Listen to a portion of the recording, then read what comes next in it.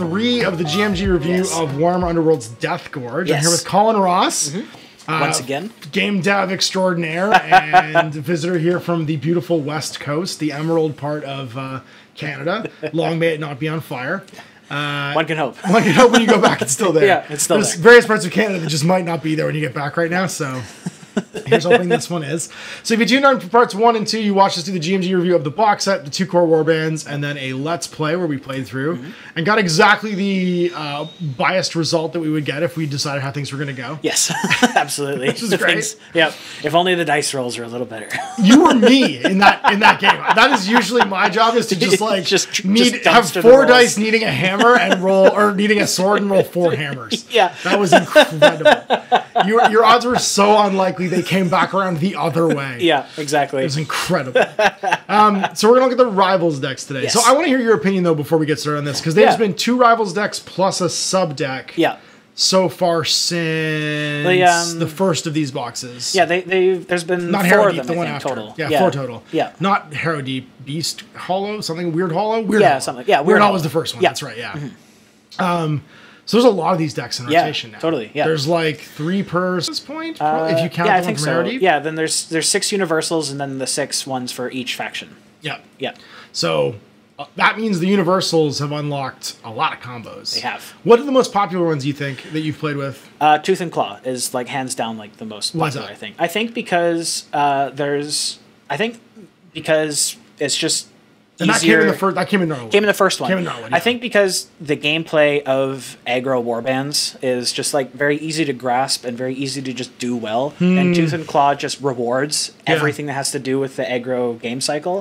People play it a lot. Like and it plays well not just with the most recently released warbands, but it plays extremely well with like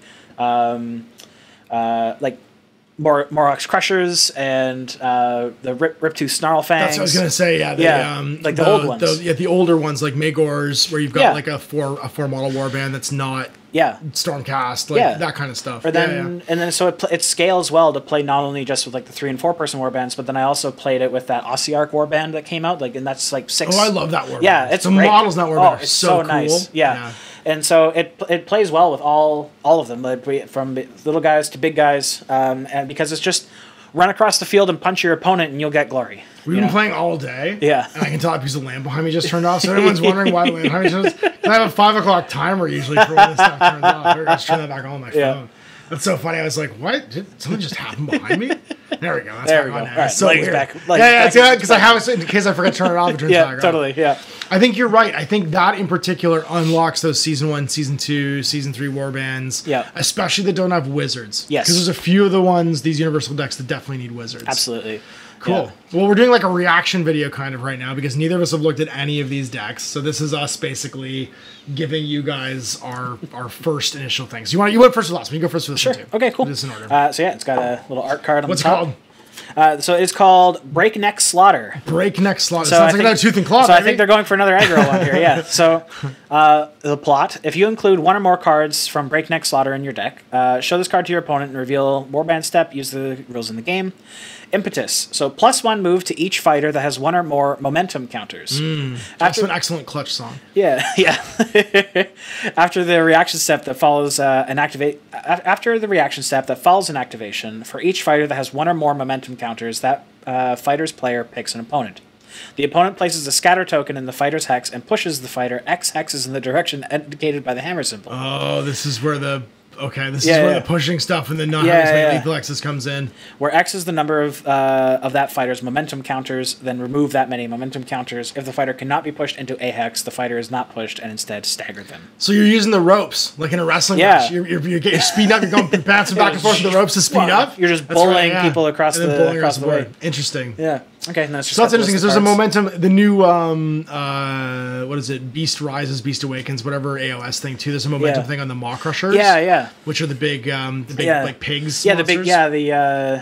It's not Maw Crushers is the dragon. Oh, Maw Fang, Maw something. Yeah, it's Maw something. Magors, yeah. Big pigs. Magors, I think, might be it. Yeah, but it's the big pigs. Big pigs.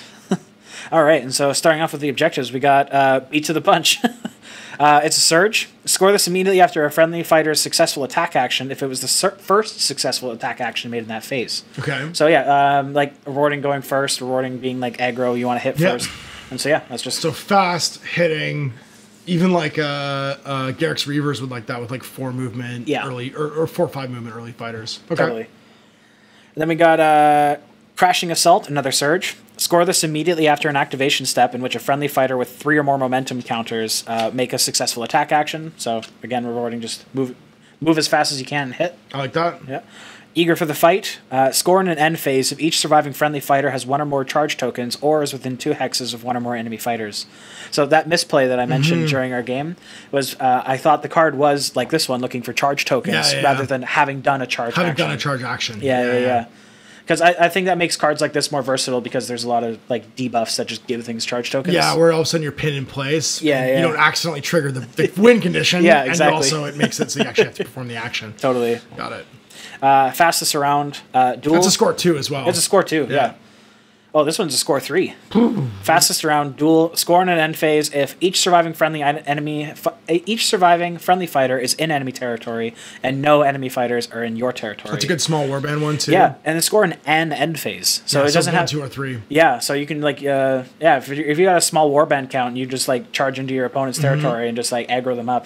You get 3 points right off the get-go. Or have like a push-pull mechanic. Actually, the ones that we just played, he'd love this. Oh, totally. If you can get that upgrade up early where you can have everybody move action, you could 4th action do that. Yeah. Right? And then all of a sudden just be all over the line and score that on turn 1. Yeah. For 3. Or that whirlpool one, just pulling pulling from the Idoneth. Yeah. We got Gale Force. I like the art for this is just the ogre just popping off shots. just unloading.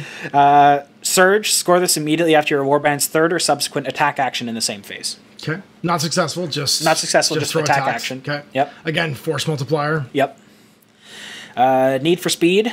Score this in an end phase if each surviving friendly fighter has a move or a charge token. Pretty classic aggro card because you're rewarding you for what you're doing anyways. Yeah. You just stuff that you want to. Those are your like early. You want that in your opening hand if possible because it's all stuff that you're going to be doing no matter what. Yeah. Not fast enough. Another surge. And a duel. Score this immediately if a friendly fighter's attack action takes the target out of action and the enemy fighter had a move or charge token. So this is like a counterplay one. Yeah, punch back. Yeah. So your bait gets charged, they don't die, or they do die and somebody punches you back. Exactly. So like you bait like the dog or whatever in a Stormcast warband and then you do follow up. Then you send someone in. Out of Control, Surge Hybrid. Score this immediately if you resolve the impetus ability for an enemy fighter or the impetus ability staggers a friendly fighter. So then this one is like going in for that the plot. So it's like either resolving the momentum to actually push someone across the field, right? Or then if they don't get pushed, if they just fail and they just get staggered, you still score it. It's just this one is literally just you get a point if you use the dex mechanic. That's right. Yeah, that's it. And you get a point no matter what. No matter what. That's cool. I mean, I think these generic universal decks need to be that open ended though, because you need to find a way to allow as many warbands as possible across the ages of all the warbands basically to be able to play this deck. Yeah. Rapid Strike. Score this in an end phase if the number of enemy fighters out of action is equal to or greater than the round number. So 2 or more enemy fighters must be out in the second round. So if you manage to kill someone in round 1, then that's the anti-goblin and that's card 2 right glory for that one too. 2? 2 glory. That's crazy. Oh wow. Yeah. Yeah, that is a certain. You're just giving it up against certain warbands. Like certain warbands, if you're playing rats or you're playing grots or something like that, equal to or greater. So it's not like a thing where you. That should feel like that feels like a 1. Yeah, feels like it a feels 1. like a 1. It feels like they've 1. overtuned that one a little bit. It feels like it should be a 1. I like it, but it feels like it should be a 1. Yeah, for sure. It's like it's if you don't get a chance to pull it off in the first go, then like. But like if you got like a horde and you just got like a 2 wound guy and you just so many things are damaged to in this game. So many things are damaged to. Holy crap! Running Rings Duel. Score this in an end phase if 2 or more friendly fighters are adjacent to 1 or more enemy fighters in enemy territory, and 2 or more of those friendly fighters have a move or charge token. So you get, and again, 2 glory. This is just 2 glory rewarding you for being aggro, being awesome, being aggro. Yeah. You just you just run up. Team up on somebody and you get 2 points. Oh my god. Next one is Too Slow. Score this. Score this in an end. Too slow. Too slow. Score this in an end phase if your warband has one or more move or charge tokens combined, then one or more other warbands which each have move and charge tokens. Okay. So, yeah, just if your opponent does anything else except move or charge in one of their activations, then you just I'd bang punish that these out. guys. Yeah, absolutely. I'd punish these guys. Yeah, with Hammer Tide. Yeah, with Hammer Tide, we're just going to do that every turn. Oh my god. Totally. And then Wild Impetus. Score this immediately after the Impetus ability is resolved for the third or subsequent time in the same phase. And how are you building Impetus again when you make moves? Moves and charges? So yeah, +1 move for each fighter that has one or more momentum counters. After the reaction step that follows an activation step for each fighter that has one or more momentum counters, they pick an opponent. So yeah, there's actually nothing on must here. Must be the power cards then. Yeah, it must be the power cards that give momentum. Or upgrades and equipment. Yeah, it's like every time they get an attack, they get a momentum. But we'll see, because we're going to get into the gambits. That makes sense. All right.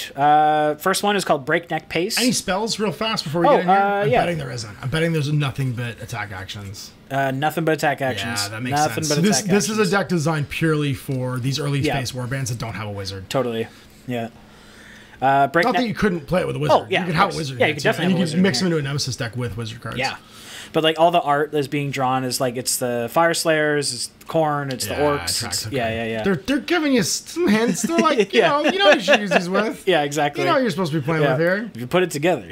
That's right. Yeah. The trail of clues from we put pictures on the cards of who you should be playing with. Yeah, exactly. Real subtle, GW. Real subtle. Real subtle. Yeah. We got Breakneck Pace. Choose a friendly fighter. Give the chosen fighter a momentum counter. +2 move to their next activation. Interesting. Yeah, so just get to rock it across the board. And they get a momentum counter. Counter. It's like they, and of course the Snarlfangs Rippers are on the cover. Exactly. And then I got to +1 move, and then also they get to push. So it's just like rocketing people. You move 8. Yeah, that's you crazy. You go wherever you want. It's absolutely. At that point, like literally, you just like pick them up and stick them somewhere on the table. Yeah, totally. That's wild. So fast. Can't stop. Reaction after this fight. There's another one called Won't Stop. I'm gonna be really happy. I know, that would be amazing. There better be a Won't Stop. Come on, Can't Stop, Won't Stop. Give me a Won't Stop. Give me a Won't Stop. Come on, designers. Nah. Damn it. Nah, but they put "coming through" as the flavor text on this one. Perfect. So reaction after this. Play this after a fighter's activation step. Push the fighter a number of hexes in one direction equal to their momentum counters, then remove their momentum counters. That tracks. So yeah, get to do that, but without the risk of staggering them. And then Devastating Charge. Choose a friendly fighter. Give the chosen fighter 2 momentum counters, and then +1 damage to their range 1 and 2 attack actions. And then it just says Riptooth, kill. Riptooth. Go kill Riptooth. Go kill. Tracks. Yeah, I mean, this is like the greatest hits of aggro warbands. Oh, I know. Yeah, absolutely. Impossible Leap. Choose a friendly fighter. Give the chosen fighter a momentum counter, and they gain flying in the next activation step. That's real good. Yeah, they just leap. We got a Quick Juke. Play this after the attack roll of an attack action that targets a friendly fighter. Give the fighter a guard token and 2 momentum counters. So that's just a reaction. They get targeted and they basically do a tuck and roll. Yeah. If you dodge a wrench, you can dodge a Snarlfang. You can dodge a Stormcast Hammer. A Stormcast, right? You can dodge a. I believe that's Oberon or whatever his name was. Yeah. Reckless Charge. Choose a friendly fighter. Give the chosen fighter 2 momentum counters. +1 dice to their range 1 and 2 attack actions. So you do have a limited pool of momentum here, yes, unless we find upgrades that also generate momentum, because it seems like it's mostly like Gambit based here. It is, for sure. Roll with the punches. In the next activation, when a friendly fighter is the target of an attack action, give that fighter a momentum counter, -1 damage to a minimum of 1 for any attack action that targets them. Yeah. Wow, that's such a like basics and really upgrades. Good. Yeah. But like because they're so simple, they could apply to so many like totally. First and second just season one-time use upgrades. Yeah. Yeah. And then it's momentum counters, so they get to like zip zop all over the field too. Play this after an activation step. Choose a friendly fighter with 1 or more momentum counters. Remove their momentum counters. Oh, this one's called Screech to a Halt. Okay. Yeah. And so yeah, I think this is like if you are in a place where like you actually do want to hold an objective or something. Yeah. Then like you can just like I'm not going to be pushed. I'm not going to get pushed this turn. Yeah. That's funny because like I can think of some warbands like Test Flamebringers where they have like a really low movement, where the momentum thing is just like a huge upgrade because they have tons of wounds. But they're basically balancing out by having no movement. And all of a sudden you just take this Rebels deck and like. Oh, I know.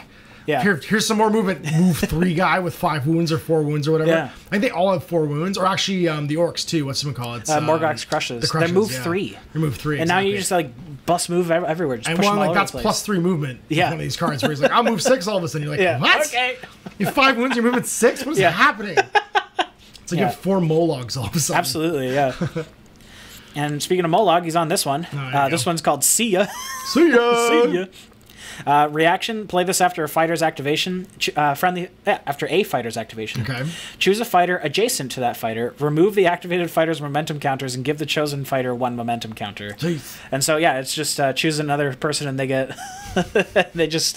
you can push them somewhere. Molog just batting that skink out of the park. Just grand slams. Could you imagine if he hit a skink with that club? That skink would turn into like a mist. Just mist. Yeah, it would turn into like the mist of like aloe vera spray you spray on a sunburn. That's that old instant death roll. Slightly sticky, exactly. A slightly sticky air. It smells like aloe. What is that? That's skink juice. It's just liquefied. It's gone. Pop like a water balloon. Like he never existed. He doesn't have bones. Back to the spot. There's no bones in there. There's no bones. He's just held up like Kif from Futurama. Just a series of fluid-filled bladders. Yeah. Slick Ice. Oh, this one's got a domain tag. Interesting. Okay, so that plays into the last one where you had to like hold the wall. Oh yeah. The domain, because the domain was like a terminology in the last rulebook where if you played domain cards, certain things would trigger off of them. Yeah. Because certain warbands, I think, trigger off having domain. Yeah, and I think that Goblin one, like because that one is all about trying to fortress up with the That's goblins. right. Yeah, because they have their catapult and stuff like that. That's true. Yeah. After a fighter's charge super action, give the fighter a momentum counter. This effect persists until the end of the round or another domain card is played. Yeah. And that's the last of those, and it's going in. That's the last of the ploys. It's going into the upgrades now. All right, let's see what we got. See if, I'll be interested to see if there's anything that generates momentum, like permanently. So first one we have up is oh, it's all good.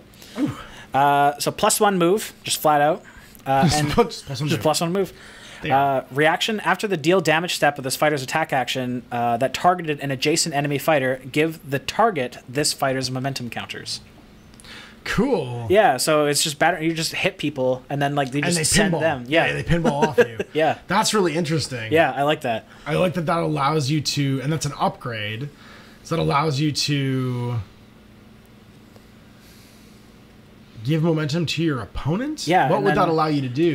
So +1 move to each fighter that has 1 or more momentum counters. Yes. After the reaction step that follows an activation step, for each fighter that has 1 or more momentum counters, they pick an opponent.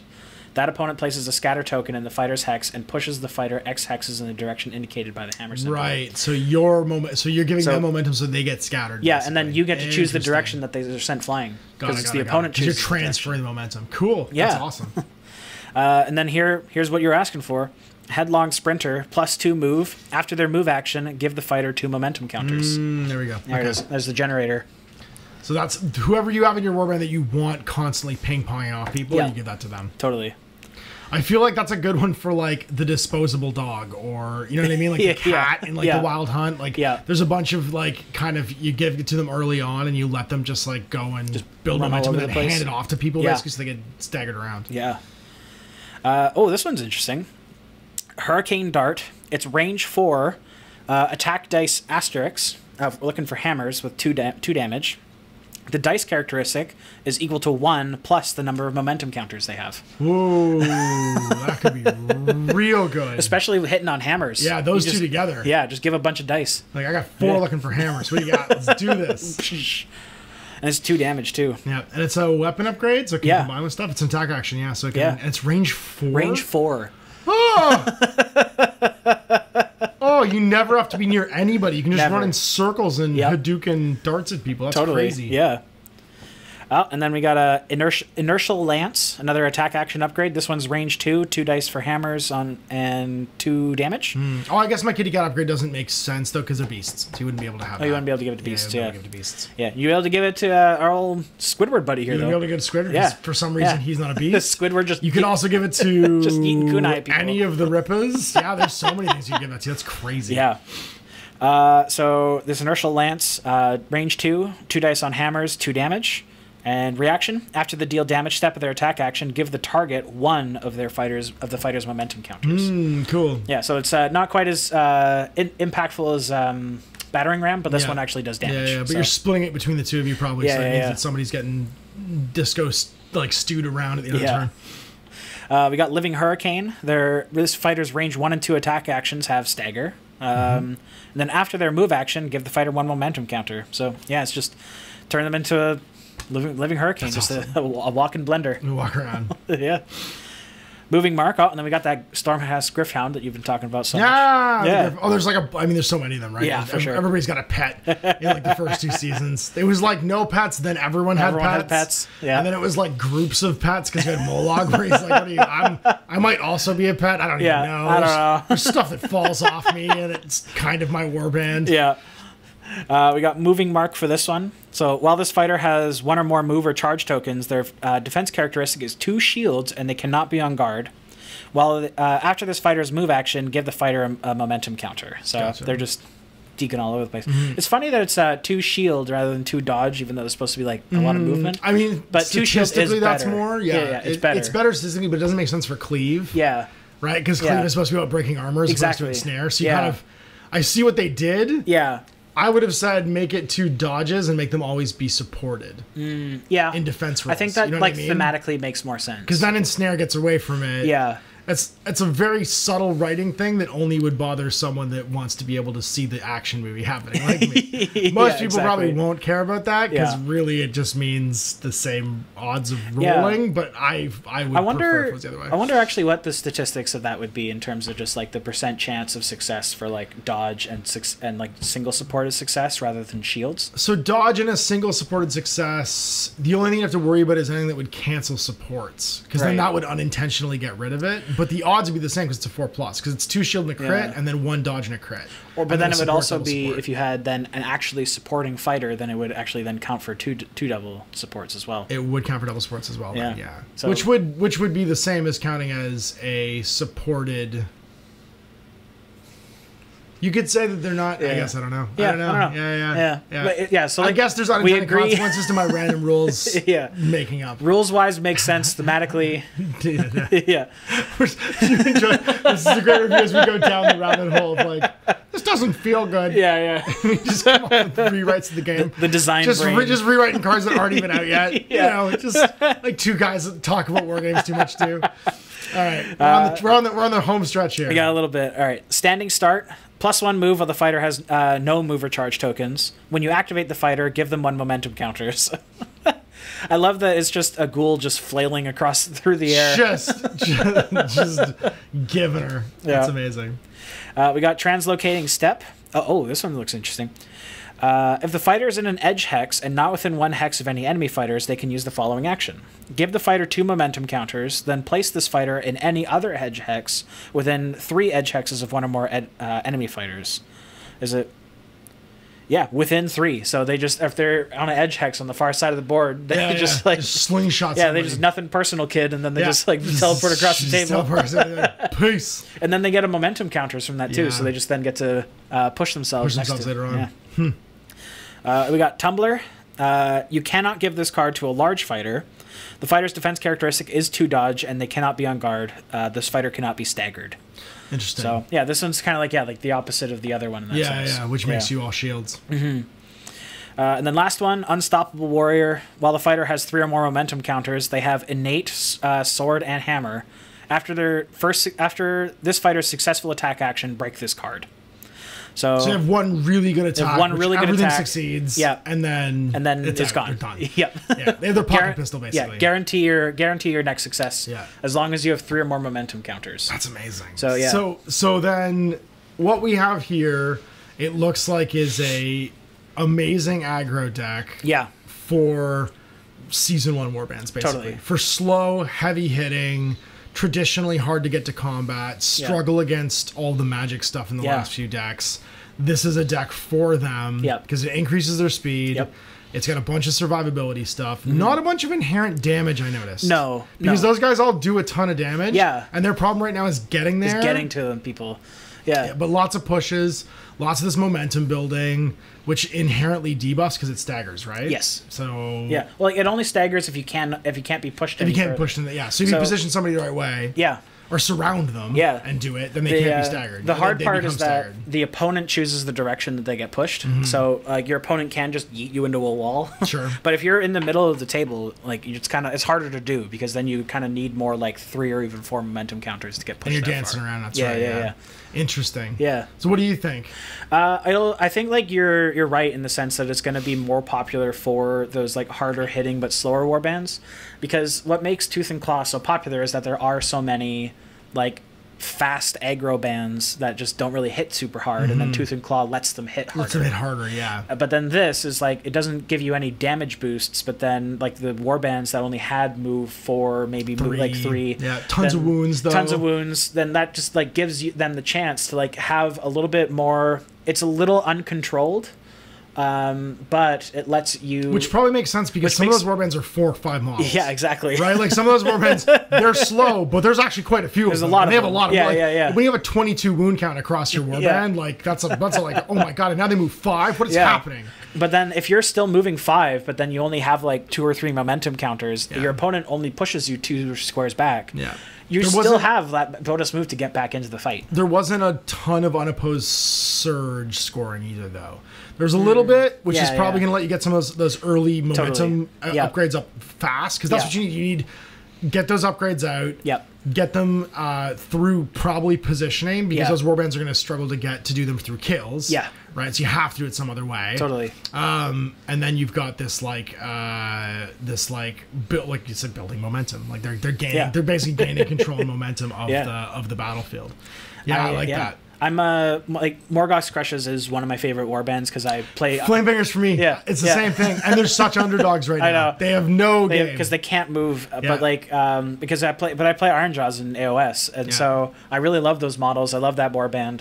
And so it'll be interesting to build it with this, and I think it'll be doubly interesting for Morgox because so many of the cards in that whole Rivals deck play so well with the whole mechanics of the WOG. Of course, yeah. That it'll be a lot of interesting choices to build the Nemesis deck out of it to try and get the best out of both worlds. I think that's going to be a really neat next like step for them. Is how do those warbands who haven't really had any time in the sun since Gnarlwood capitalize on this to come back out and play? Because I feel like that'll be like a sleeper thing where people haven't played against them in a while and they're going to dark horse a few people. They're going to be like, what is this 20 wounds and 4 models warband? What is this? What's happening? Abomination? Why are you here? That's right. Yeah, all of a sudden they're moving like 4, 5, 6 per turn, and it's like, ugh. Yeah. Holy moly. Well, it's even funny that like he's like the guy who's like just swinging the club around. Like on his card, his whole idea is supposed to be he's off balance from swinging the thing around. Yeah, the Bone Splitters one was like that, wasn't it? Exactly. Right. Yeah, and then that's what this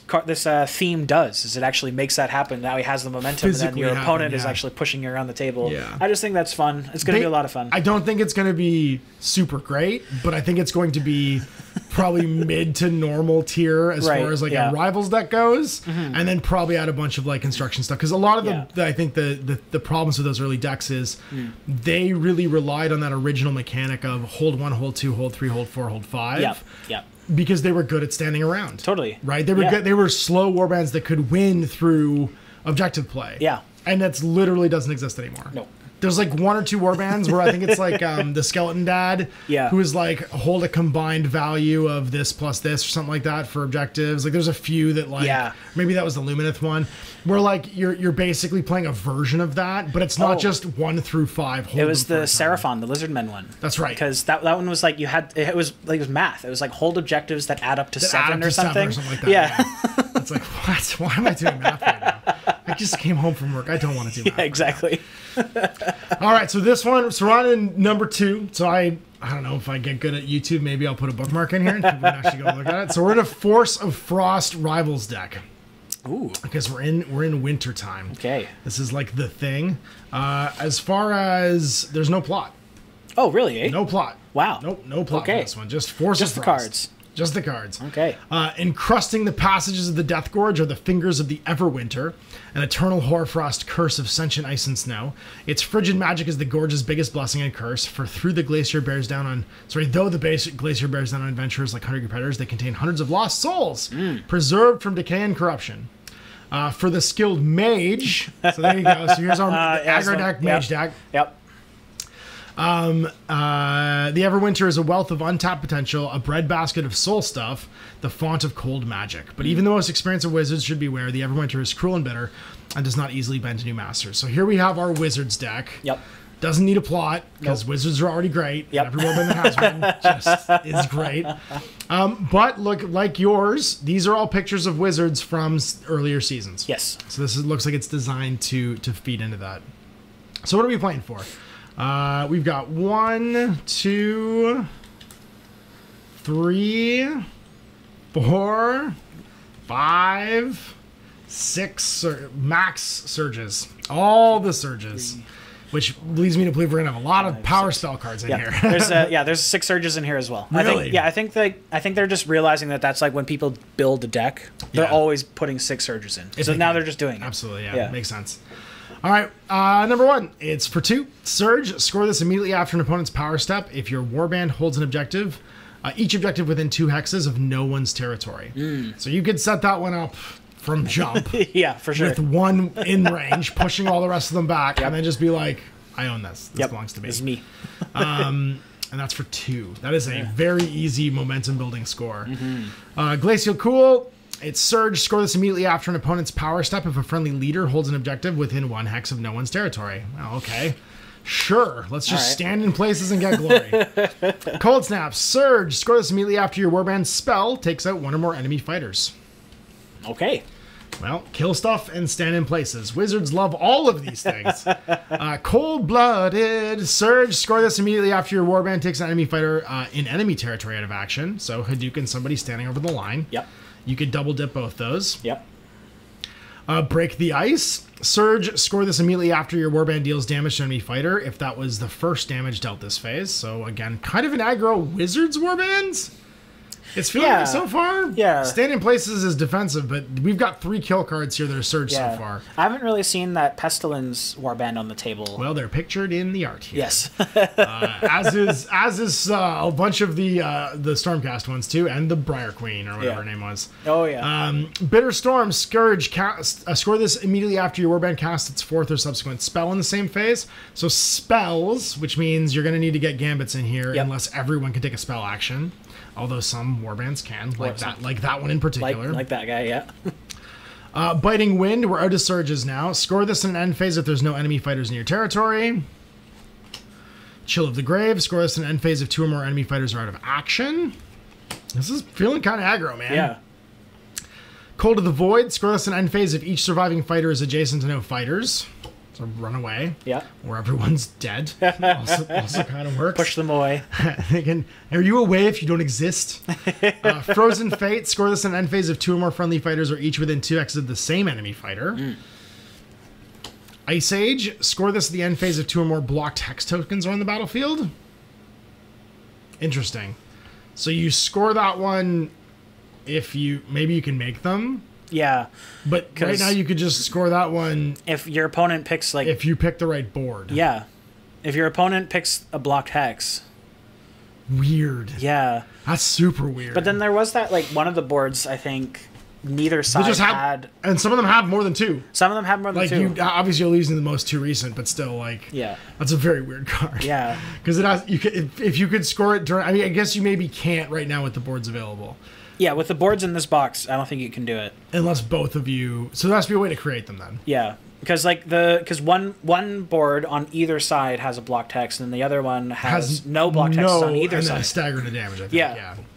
And so, there must be a way to make them. There must be. So Winter's Hunger, score this in end phase if 1 or more friendly fighters each has 3 or more ice counters. Oh, okay. Ice counters. Well, I guess we're going to find those in the deck, too. There's no plot, so we're going to have to. All right, so let's look at spells first, and I was correct. There are a large number of spells in this deck. So we've got 1, 2, 3, 4, 5 spells. Half of your gambits are spells. Don't lose your wizard. Or have multiple wizards. Or have multiple wizards, yeah. Mazig's Malediction, gambit spell for a swirly. If cast, choose an enemy fighter with 1 or more upgrades adjacent to the caster. The chosen fighter picks up 1, break the upgrade, or give them a charge token. So either break your upgrade or give you a charge. Wow. Yara's Frozen Bonds. Now, these are swirlies, not lightning. So they're not easy to get off unless you've got... You're probably not going to get it off unless you have a 2-cast wizard. Do you choose to upgrade to break? Or no, they choose one of those two things. Okay, either gain a charge counter or... And it has to be adjacent, too. Either get a charge token or break their upgrade. Is it your opponent chooses... Your opponent chooses one of those two things. Yeah, okay. Yara's Frozen Bonds. Gambit spell Swirly. If cast, place up to 1 available feature token and empty hex within 3 hexes of the caster. Then choose an enemy fighter within 1 hex of 1 or more block tokens and give them a move token. Because you literally chain them to the ice wall. Yeah. Which is very funny. Okay. Freeze, thaw, finish. Okay, so freeze, thaw, finish. This is Sub-Zero freezing you and then uppercutting you to pieces. You've literally got a Mortal Kombat move in here. If you don't know what that is, go play Mortal Kombat 1 Arcade Edition. Yeah. Gambit spell Swirly. If cast, place up to 1 available feature token and empty hex within 3 hexes of the caster. Then choose an enemy fighter within 1 hex of 1 or more blocked hexes and or feature tokens. And then deal 1 damage to the chosen fighter. Yeah. Because you literally freeze them and then uppercut them. You can Google Sub-Zero finisher compilation. That's right. That's right. There is some spines getting ripped out too. I don't know if that's for kids. Gore warning. Don't do that with your kid around. Yeah. Maybe not. Gambit spell Absoth's Avalanche. So this is a Swirly again. If cast, deal a damage to each fighter in the same territory as the caster. Interesting. Okay. Wow, that could be cool. Yeah. You could just walk over the line. Yeah. And then just bam. All your goblins take 1. Yeah. Could you imagine? That's rough. That's so rough. Everyone's on the verge of death immediately. Just immediately. Just that ghoul warband, 7-2, like just seconds from death. Yeah, all of them. 1 4-wound guy and 6 1 with 2-wound guys. That's right, yeah. Just, what happened? Well, we all imploded in the first turn. If there was a way to somehow cycle this card back into your hand, it would be so funny. What happened? I got 6 glory from kills in one go. And the last spell is Final Curse. Gambit spell Reaction. Yep.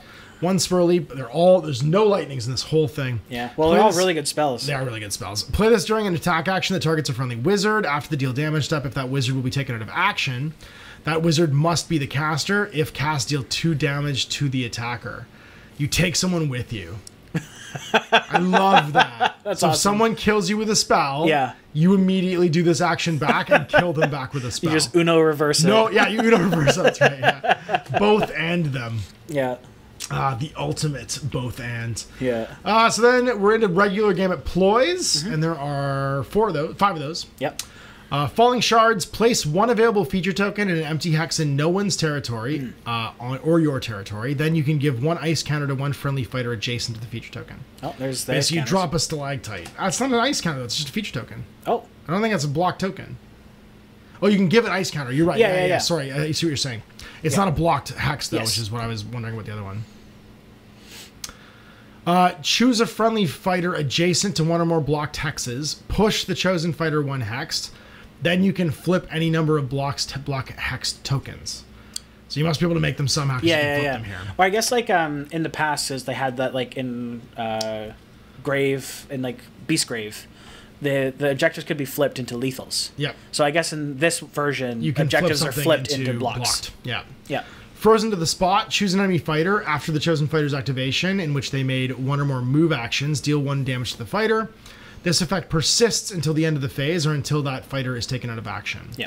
So you get stuck to the spot. So you wouldn't be able to flip objectives to be blocked because they're feature tokens. Yes. But you can't stand on something and then have it turn into a block token. Yeah. So I think what happens is the other feature tokens in the box can be flipped to block tokens, I'd imagine. Right.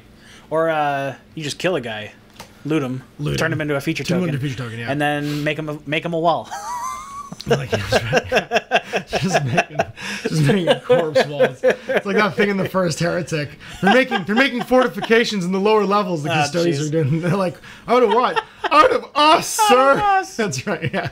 They're just the 300 just stacking the bodies. It's just 3 guys. It's 3 custodians in the bottom of the first Lorgar spaceship, and they're killing the entire Imperial army. The Imperial army's freaking out. It's so good.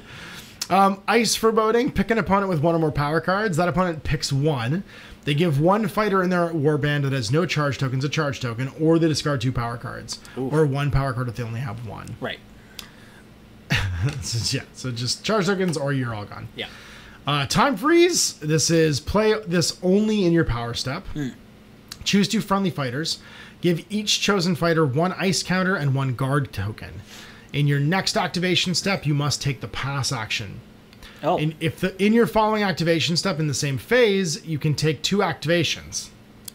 Interesting. In each of those activations, you must activate a different chosen fighter or pass.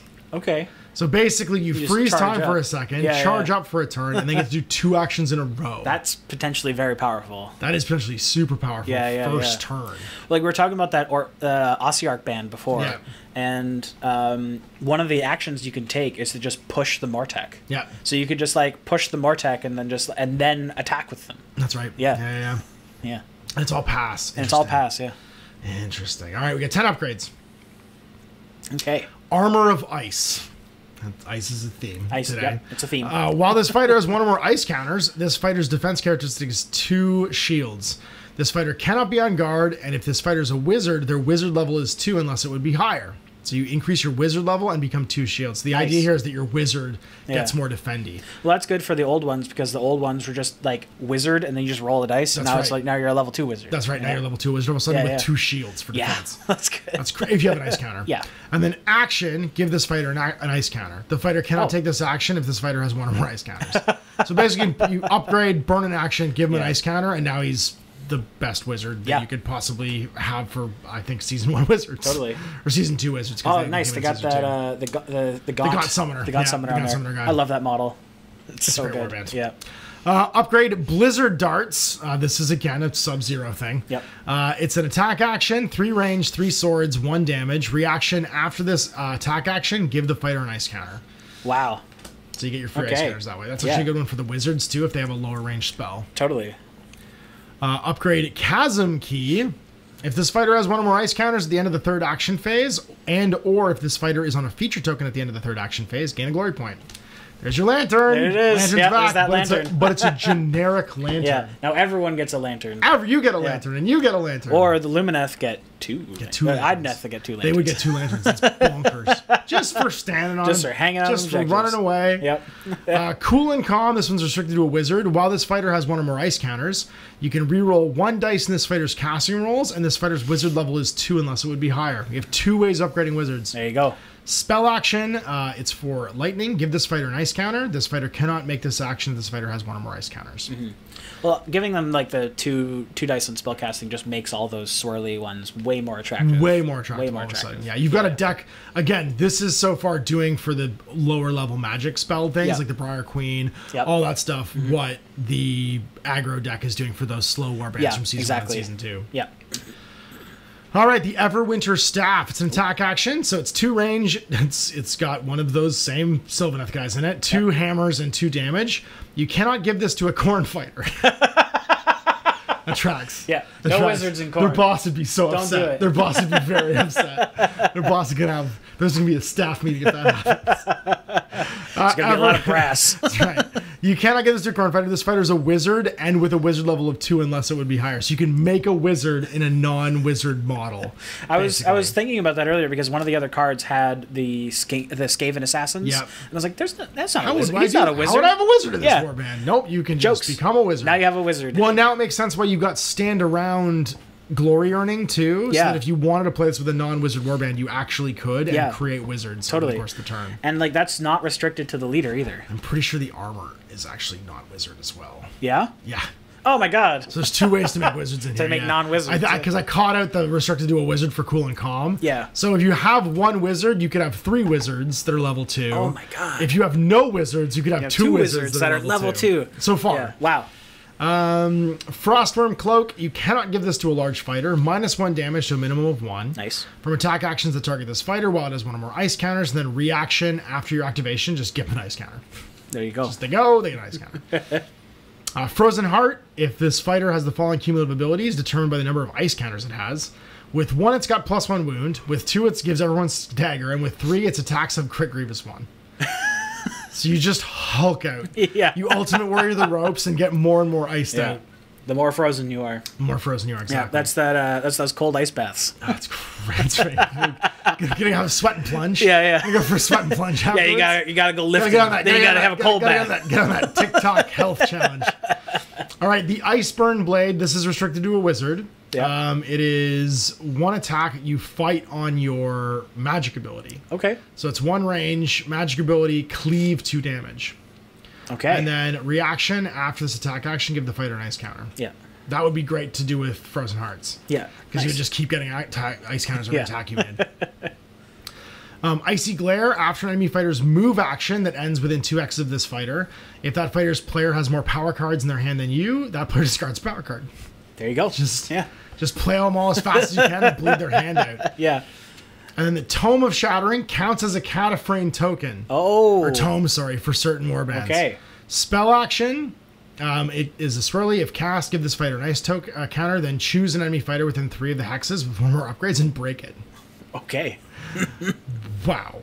Wow. This tome contains the method to unmake anything. And that one you choose the upgrade too. Yeah. Oh man. So that would be like when you canceled out my health upgrades. Yep. Then my fighter just dies. He just dies. Yeah. Yeah. And that's a nice +1 wounds upgrade you got. So I was really feeling like that was. I mean, obviously that is a glow up to all those early wizard warbands. Yeah. But actually, anyone can play any that. wizard warband. You're gonna have a momentum issue. Yeah. Your opening hand of objectives is gonna be super important because Yeah. if you don't get that early glory through positioning objectives, you're not getting those wizard upgrades out. Totally.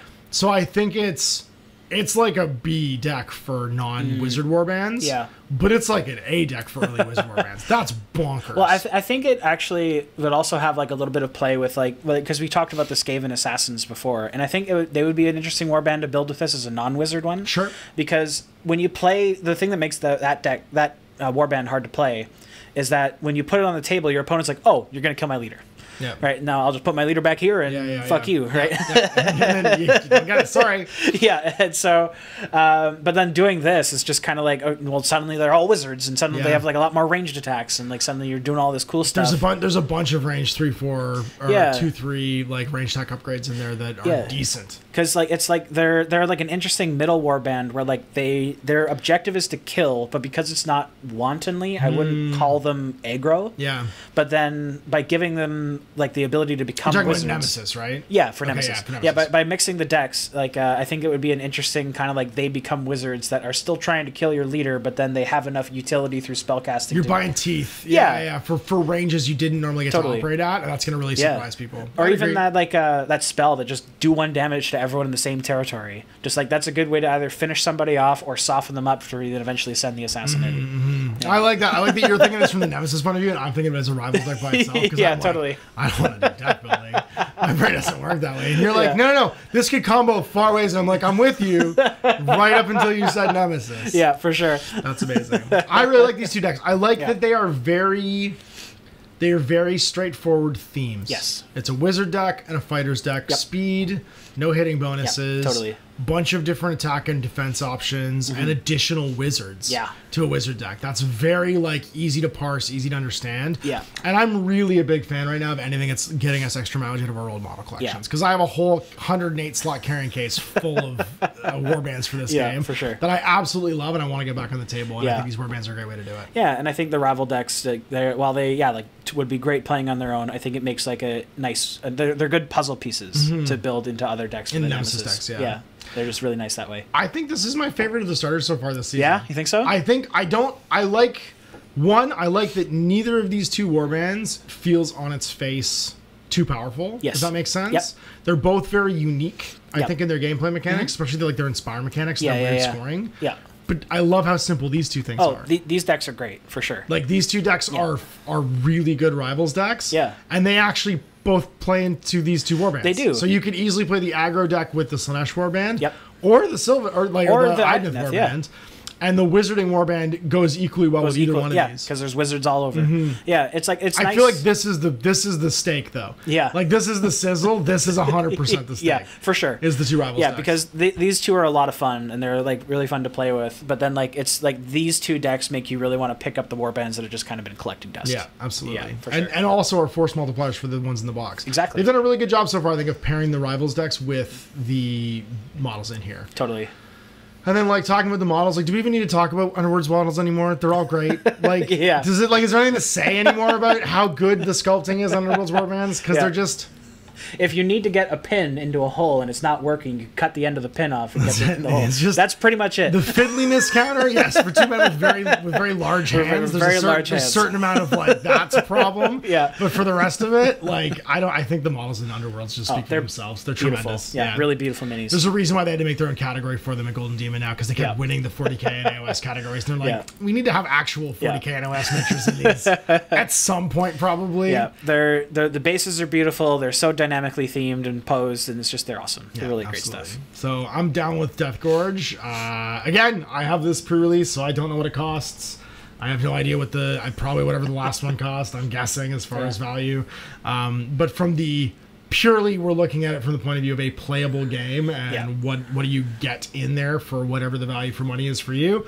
I think this box is probably the best. I mean, obviously, they apply a lot of learning each time they make one of these. Totally. I feel like they've definitely refined what they think the Underworld's game is so far this season, and this feels really good. Yeah. If you're just getting into it for the first time, I think this is a strong starter because you're getting two very easy to play, like, warband decks, which actually make these two warbands easier to play. Yeah. Because I feel like learning with their native decks is actually harder than the rivals decks. Totally. Yeah, absolutely.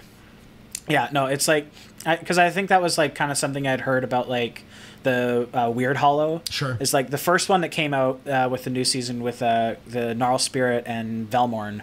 Like, those two rivals decks are really nice in the same way that they worked well with either warband. Yep. But then I heard that Weird Hollow, it really was like one rivals deck was better for one warband than the other. They're paired. They're paired really hard. They're paired really hard. Whereas this one, it feels like it goes both ways. It goes both ways, and they're force multipliers for a bunch of really old warbands. Totally. So you're gonna get a bunch of extra value if you have old models lying around. For sure. And what's really funny is you can usually find those models very easily on eBay because there's large collections of Underworld stuff that went up for sale in the aftermarket. Yeah, totally. All right. So it is our third part in the Deathgorge Warhammer Underworlds review.